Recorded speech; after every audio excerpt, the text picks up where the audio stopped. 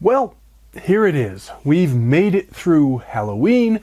We've made it through the election, at least in the United States. So apologies for any foreign viewers, but I'm an American, so I'm talking about that sort of thing. Although not today, because now it's time to get back to our usual business and the business of this channel. And today, that business is book reviews.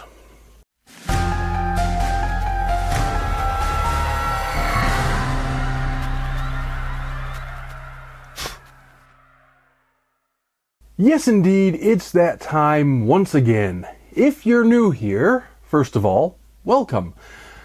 But what we're doing today is my monthly book review video. People who've been around for a while know that every month I do one of these videos in which I discuss all the books that I read over the previous month. And this now being November, this is the edition for the books that I read in October of 2024. As always, if you happen to find any of these books that I'm about to discuss interesting, I've put purchase links right down there in the What's It where you can get copies for yourselves while also supporting my work here on this channel. While you're at it, do be sure to click the thumbs up if you like what I'm doing, subscribe, ring the bell, tell a friend, do all those kinds of things that help me to grow my audience as big as possible. Now, I suspect most of you probably know, or at least could guess, that October is usually my busiest month of the year. This year was not only no exception to that, but it really honestly kind of whooped my ass a little bit. So my reading wasn't quite as prolific as I might have liked.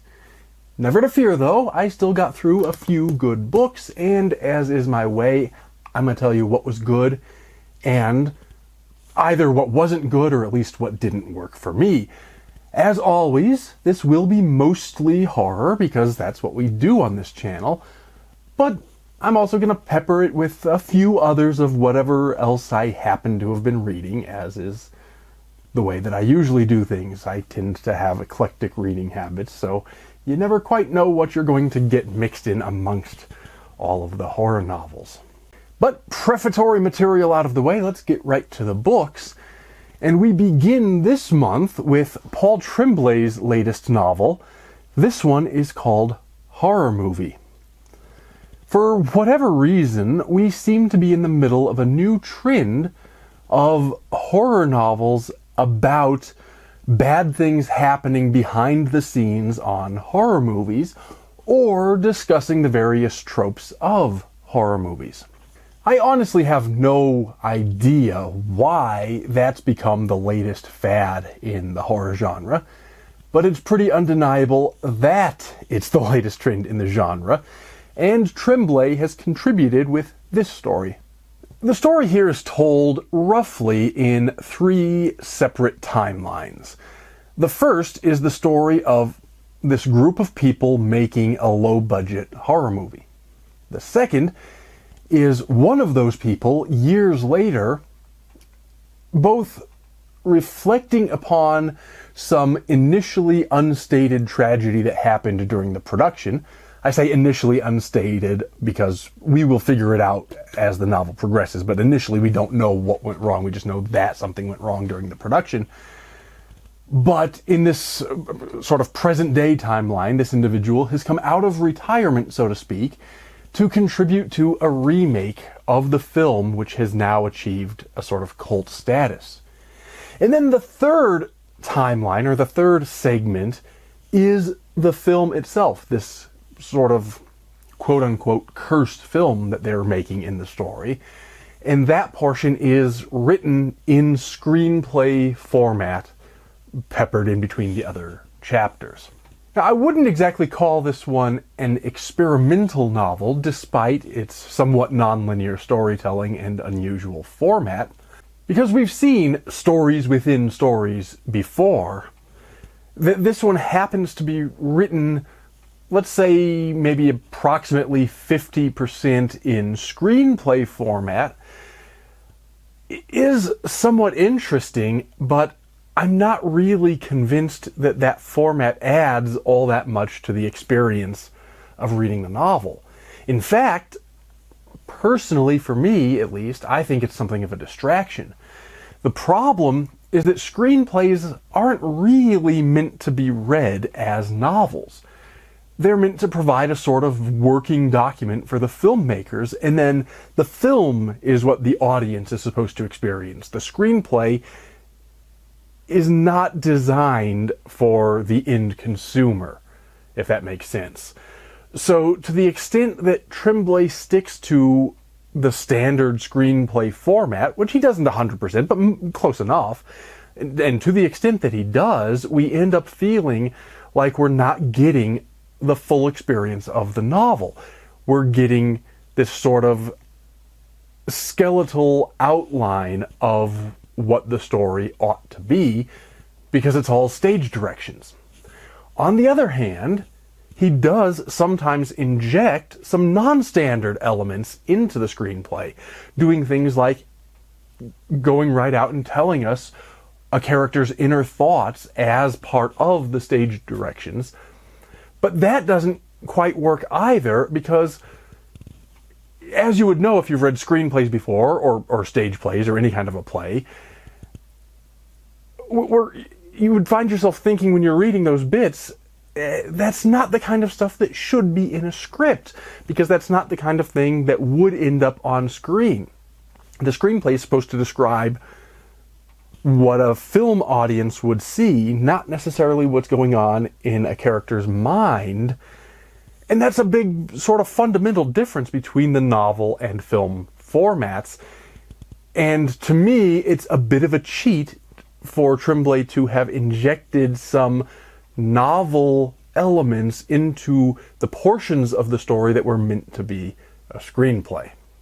Now, a lot of people are saying that its format works a lot better as an audiobook because they assembled a full cast to read the script. Fair enough, and maybe that version really is better, but I didn't buy a radio play, I bought a novel, so I have to judge it as a novel. In terms of the story itself, I honestly found it a bit difficult to get into. Which isn't to say it's a terrible plot by any means, although I didn't find it particularly original, except in its format, which didn't actually work for me despite its originality, and I saw pretty much every twist and turn in the plot coming as soon as I read the description on the flap. But the bigger problem for me was that I couldn't find any characters to latch onto. None of them were the slightest bit likable or engaging, and itself that might not have been a problem, but they also weren't interesting. I've always said, I don't have to like your characters, I just have to like reading about them, and I did not find these characters interesting or engaging very much at all. And that's not to say we're meant to like the characters. They're meant, I think, to be largely unlikable. And they are, but again, if I'm going to read about an unlikable character, I have to at least find them interesting. Tremblay's work has always been hit or miss for me, and I'm sorry to say this one is a pretty big miss. Next up for me was Incidents Around the House by Josh Malerman. Malerman is probably best known as the author of Bird Box, which was both a runaway hit and, in my opinion, quite a good book. So I was pretty excited to check this one out. I was even more excited when I read the description and I found that it centers on a family whose young daughter is interacting with a mysterious and malevolent supernatural entity that she calls Other Mommy. Partly that excited me simply because, well, that sounds like quite a good story. But I also admit my own interest level was a bit higher in this case because it reminded me quite a bit about an allegedly true ghost story that I wrote up in one of my own books, the Case Files of the Rocky Mountain Paranormal Research Society, Volume 2. That case also included a child seeing and interacting with an other mommy character or entity. So between those things, I was ready to go with this book. As soon as I opened the cover and started reading the front matter, though, I became a little bit nervous. The novel opens with an author's note explaining that its unusual format is intentional because it's meant to be told from the perspective of a child, and that's why indentation is non-standard and some quotation marks and things are omitted. And fair enough on some level. I'm all in favor of a book written from the perspective of the child who's in the lead of the story. However, I am not ordinarily a fan of experimental formats. By and large, I tend to hate them, as a matter of fact.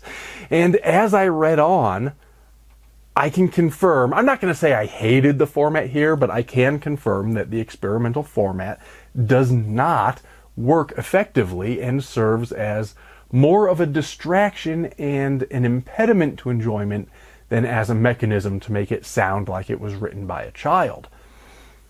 This is not the kind of experimental format that pissed me off the whole time I was reading it, but I was consistently aware of the format, and that's really not what you want when you're trying to get immersed into a novel.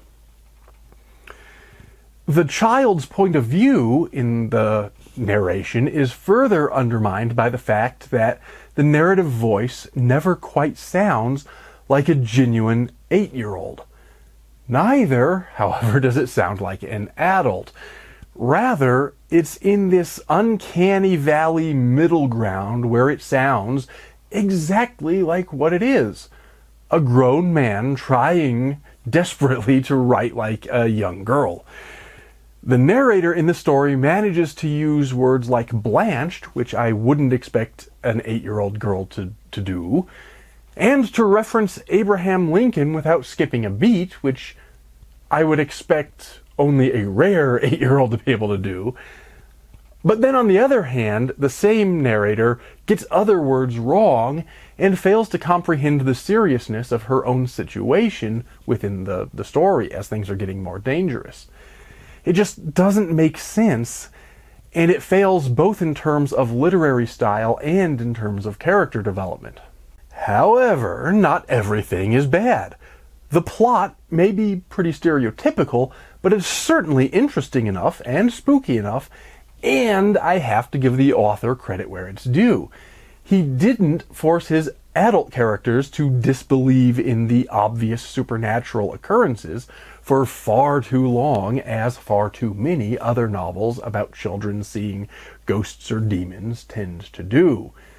They are initially skeptical in those first couple of pages, but it's no big spoiler to say that once the evidence is in, once the occurrences become obvious, and that happens quickly in the novel, they immediately realize what's happening at approximately the pace one would expect rational human beings to do under similar circumstances.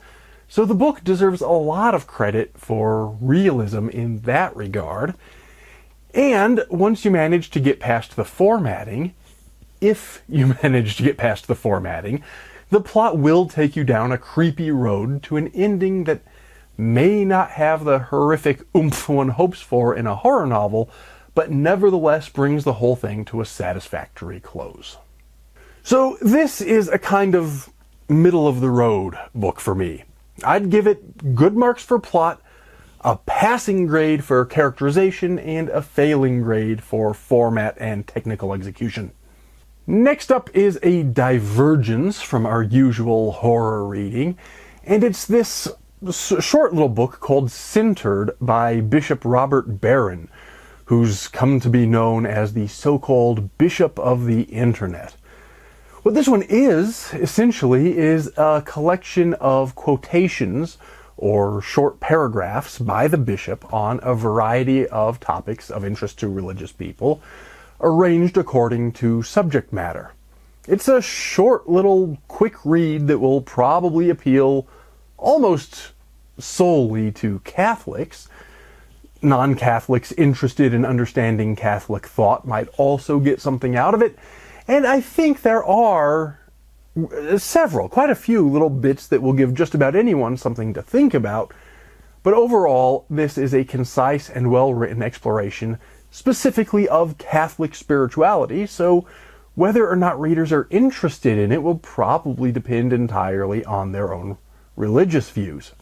Readers who've read a good deal of the bishop's other works won't find anything original here, as it's entirely extracted from his prior writings.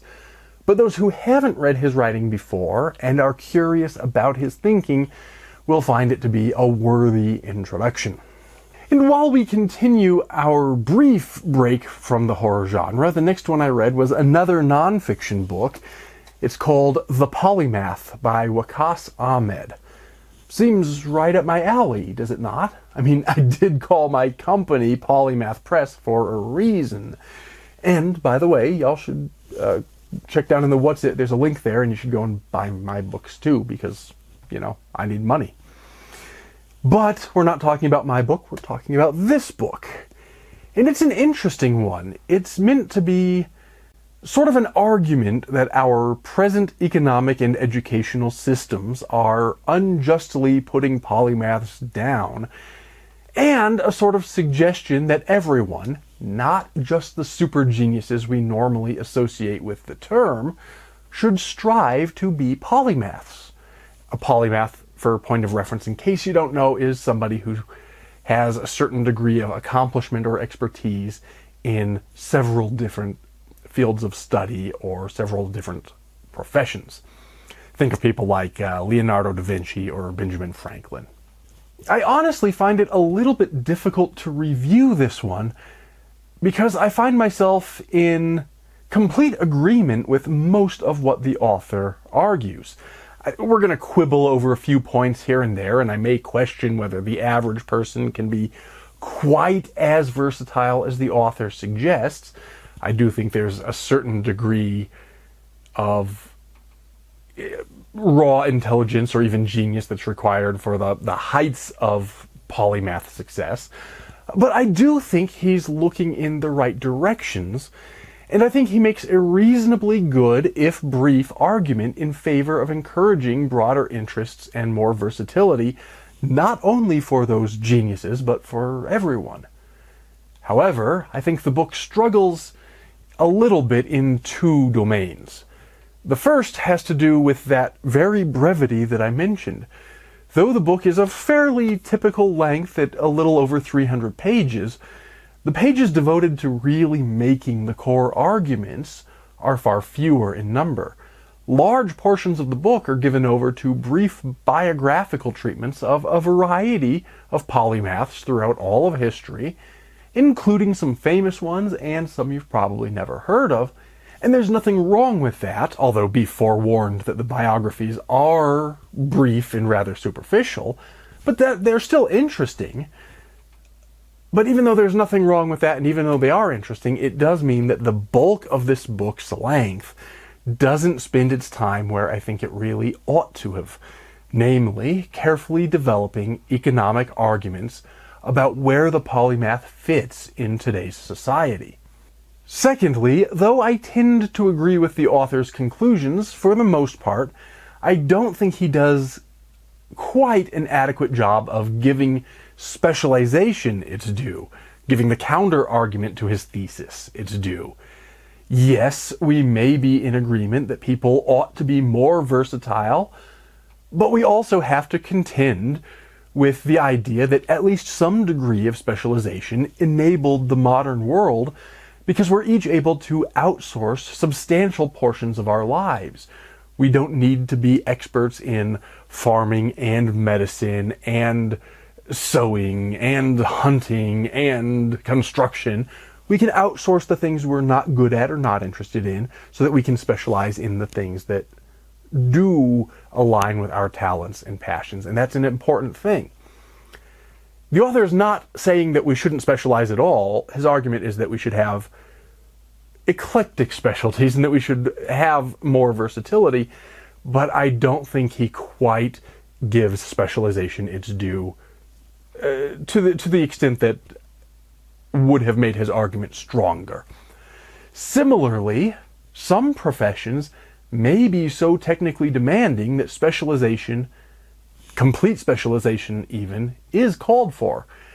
We don't necessarily want someone who dabbles, for example, in neurosurgery. We want somebody who does almost nothing but, because we want them to be the very best they could possibly be in that kind of a profession.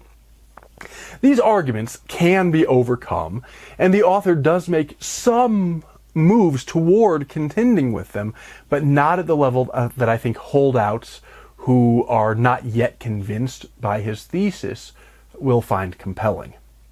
None of that is to say this is a bad book by any means. I quite enjoyed reading it, and I heartily recommend it in that I think its ideas need wider discussion. But I do have to say, I liked the idea of the book more than I did its execution. And that brings us, unfortunately, to my final book of the month. I decided to close out this October with a seasonally appropriate Halloween read, and the one I chose was This Dark Harvest by Norman Partridge. This has become a Halloween classic for a lot of people. It's a short seasonal read about a town in which all the teenage boys, aged 16 to 19 if I remember correctly, have to do battle against this supernatural October boy before the harvest. The idea is this scarecrow figure, this October boy, is running through the town, and all the teenage boys have to hunt him down before he gets to his safe haven. It has shades of coming-of-age stories, tales of small-town corruption, supernatural horror, a little bit of gore, and kind of everything we want in a horror story. But what it really ends up being, more than a really scary horror story, is sort of a perfect Halloween treat.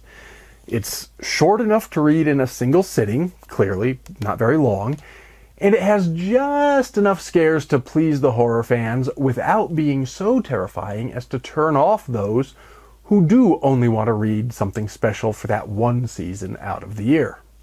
Arguably, it's perhaps too short even for its own good, and probably could have benefited from some more detailed plot and character development, but that doesn't really feel like too much of a criticism in this case, because this book feels almost as much like a folk tale as it does a novel, and in that way it has certain shades even of Ray Bradbury in its style.